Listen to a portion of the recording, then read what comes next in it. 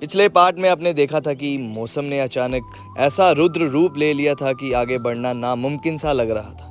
तेज गरज, मूसलाधार बारिश और तूफानी हवाएं, ऐसा लग रहा था कि मानो पूरा पहाड़ हमारे सब्र का इम्तिहान ले रहा हो।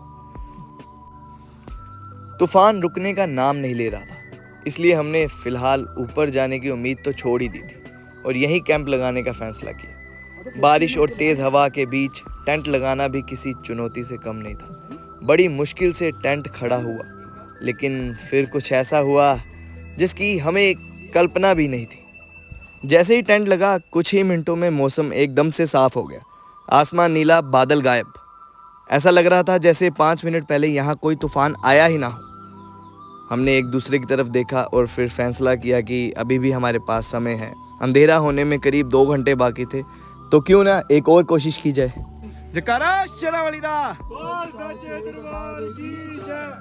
बस फिर क्या था, टेंट दोबारा पैक कर कदम फिर से मंजिल की ओर बढ़ चले।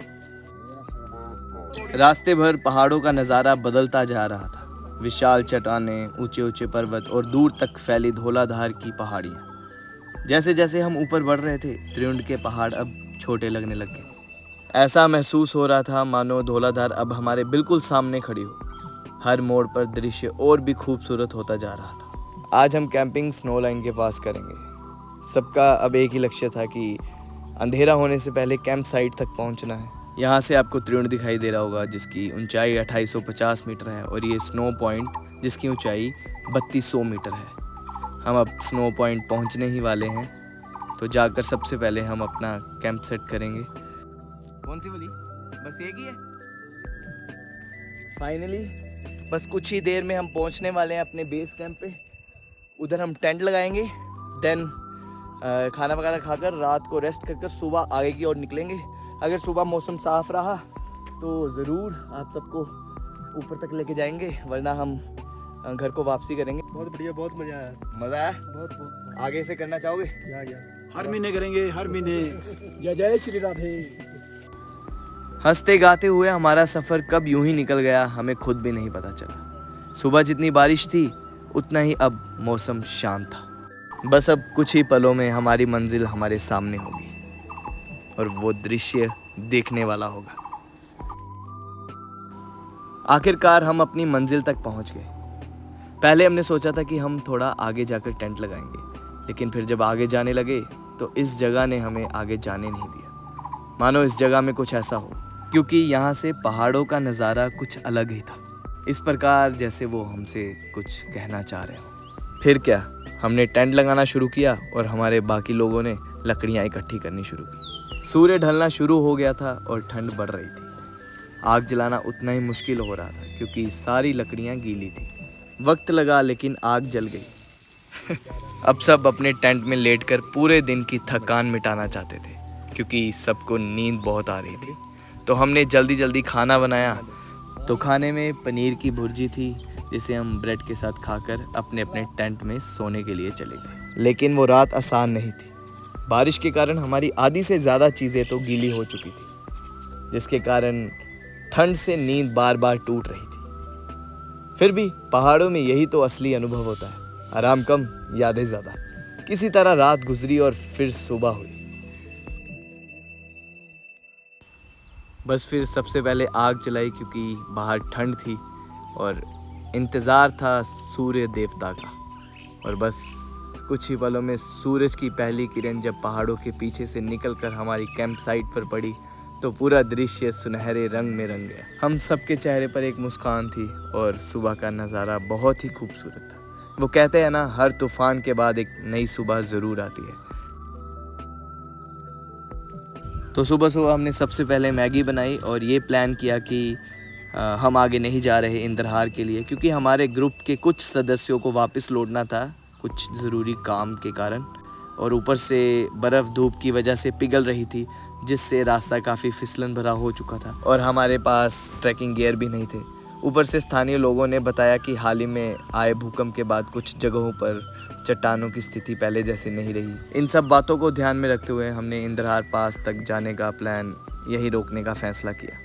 कभी कभी पहाड़ों में सबसे बड़ा साहस आगे बढ़ना नहीं, बल्कि सही समय पर सही फैसला लेना होता है। फिर हमने यहाँ के आसपास के इलाकों को पूरी अच्छी तरह से एक्सप्लोर किया और वो पल बहुत ही खूबसूरत थे हमारे लिए। अच्छा ये ਕਹਿੰਦਾ ਦੇਖ ਯਾਰ ਮੈਂ ਤਾਂ ਕੰਫਰਟ ਦੇ ਵਿੱਚ ਰਹਿਣਾ ਗਿੱਜਿਆ ਆ ਇੱਥੇ ਇੱਕ ਮਕਾਨ ਤਿਆਰ ਕਰੋ ਉਹ 'ਚ ਬੈੱਡ ਬੁੱਡ ਲਾਓ ਐ ਮੈਂ ਨਾ ਜਨੀਰਾ ਸੀ ਟੰਟਾ ਟੁੰਟਾ ਸਹੀ ਗੱਲ ਇੱਕ ਟਰੈਕ ਤੇ ਬੰਦਾ ਇਹ ਵੀ ਹੁੰਦਾ ਜਿਹਨੂੰ ਕੰਫਰਟ ਚਾਹੀਦਾ ਹੁੰਦਾ ਇਹ ਇਹੋ ਜਿਹਾ ਕੰਫਰਟ ਲੱਭਣ ਨਹੀਂ ਕਰਕੇ ਸ਼ਕਲ ਦਿਖਾਓ ਮੈਂ ਦਿਖਾ ਸ਼ਕਲ ਮੈਂ ਵੱਡੀ ਭਾਈ ਇनको ਰਾਤ ਕੋ ਟੈਂਟ 6 ਮਹੀਨੇ ਬਾਅਦ ਲਾਇਆ ਬਸ ਇੱਥੇ ਰੂਮ ਇਹਦੇ ਇੱਕ ਕਮਰਾ ਤਿਆਰ ਕਰੋ ਮੇਰੇ ਇੱਥੇ ਕਮਰਾ ਕਿੱਦਾਂ ਤਿਆਰ ਹੋਣਾ ਭਾਜੀ ਇਹ ਤਾਂ ਟੈਂਟ 'ਚ ਕਹਿੰਦੇ ਗੱਦਾ ਲਾਣਾ ਆ ਫਿਰ ਮੈਨੂੰ ਵਧੀਆ ਵਧੀਆ ਡਿਸ਼ਾਂ ਖਵਾਓ ਇੱਥੇ ਇਹ ਜਿੱਦਾਂ ਲੰਮਾ ਪਿਆ ਸੀ ਨਾ ਤੂੰ ਮੰਨੇਗਾ ਨਹੀਂ ਰਾਤੀ ਇਹਦੇ ਲੰਮਾ ਪੈਣ ਦਾ ਤਰੀਕਾ ਸੀਗਾ ਇਹਨੂੰ ਐਂ ਤਾਂ ਲੰਮਾ ਪਿਆ ਤੇ ਮੈਨੂੰ ਮੈਂ ਜੋ ਡਰ ਲੱਗਿਆ ਚੁੱਕ ਕੇ ਨਹੀਂ ਜਾਣਾ ਕਹਿੰਦੇ ਵੇਖ ਲੈ ਕਪਲ ਨੇ ਤੇ ਮੈਂ ਨਮੂਨੀਆ ਦਾ ਸ਼ਿਕਾਰ ਹੋ ਜਾਣਾ ਆਹੋ ਨਮੂਨੀਆ ਵੀ ਹੋ ਗਿਆ बस अब हम चाय पीकर कुछ ही समय में वापस का सफ़र शुरू करेंगे। जाते समय जो उत्साह होता है लौटते समय उसकी जगह यादें ले लेती हैं। सबके चेहरे पर मुस्कान भी थी और हल्की सी उदासी भी, मानो ये पल दोबारा कब आएगा। ਮਜ਼ਾ ਨਹੀਂ ਆਣਾ ਤਿਲਕ ਤਿਲਕ ਕੇ ਉਤਰਨਾ ਅੱਜ ਇਹ ਜਿੱਤੇ ਕਹਿੰਦਾ ਗੋਡਿਆਂ ਦੇ ਪੱਬਾਂ ਤੇ ਕੱਪ ਆਪਣੇ ਨਾਲ ਲੈ ਜਾਓ ਅੱਗ ਵਾਲਣੀ ਹੈ ਪਾਰੀ ਵੀ ਜਗ੍ਹਾ ਤੇ ਠੀਕ ਹੈਗੀ ਹੁਣ ਕੀ ਬਣਾਉਣਾ ਜੀ ਬੰਦੀ ਗਈ ਹੈ ਤੂੰ ਕੁਛ ਨਹੀਂ ਨਾ ਚਾਹ ਨਹੀਂ ਆਪ ਨਾਲ ਬ੍ਰੈਡ ਦੇ ਅੰਦਰ ਵੀ ਖਾ ਕੇ ਉਹਨੂੰ ਗਾ ਦੇਣੀ ਤੇ ਤੁਰ ਪੈਣਾ ਥੱਲੇ ਨੂੰ ਭਾਜੀ ਕਿੱਦਾਂ ਦਾ ਰਿਹਾ ਤੁਹਾਡਾ ਫਿਰ ਐਕਸਪੀਰੀਅੰਸ ਨਹੀਂ ਜਿੱਦਾਂ ਮਤਲਬ ਇੱਥੇ ਥੋੜਾ ਉਹ ਨਹੀਂ ਗਿਆ ਨਾ ਕੰਫਰਟ ਨਹੀਂ ਗਾ ਇੰਨਾ ਬਸ ਇਹ ਹੈਗਾ ਕਿ ਸਭ ਕੁਝ ਜਿੱਦਾਂ ਕੈਂਪਿੰਗ ਕਰਨਾ ਨਾ ਸਭ ਕੁਝ ਆਪਣੇ ਆਪ ਕਰਨਾ ਪੈਣਾ ਇਹ ਹੈਗਾ ਤੇ ਜੇ ਠੰਡ 'ਚ ਕੁਝ ਹੋ ਗਿਆ ਤੇ ਥੱਲੇ ਵੀ ਆਪਣੇ ਆਪ ਹੀ ਜਾਣਾ ਪੈਣਾ ਥੱਲੇ ਜਾਣ ਵਾਲੀ ਸਭ ਤੋਂ ਵੱਡੀ ਪ੍ਰੋਬਲਮ ਤੇ ਸਹੀ ਗੱਲ ਦੱਸਾਂ ਰਾਤ ਜੇ ਤੂੰ ਐਂ ਸੱਚੀ ਕੀਤਾ ਤੇ ਮੇਰੇ ਦਿਮਾਗ 'ਚ ਇਹੋ ਐ ਮੈਨੂੰ ਥੱਲੇ ਕਿੰਨੇ ਲੈ ਕੇ ਜਦੋਂ ਮੈਂ ਲੰਬੇ ਪਿਆ ਨਾ ਆ ਚੀਜ਼ ਇਸ ਤਰ੍ਹਾਂ ਹੀ ਹੋ ਗਈ ਸਿੱਧੀ ਕਿਉਂਕਿ ਮੈਂ ਸਾਰੇ ਰਾਜ ਨਾਲ ਬੈਠਾ ਨਹੀਂ ਕਿਤੇ ਦੇ ਵਿੱਚ ਖਲੋ ਕੇ ਰੈਸਟ ਕੀਤੀ ਹੈ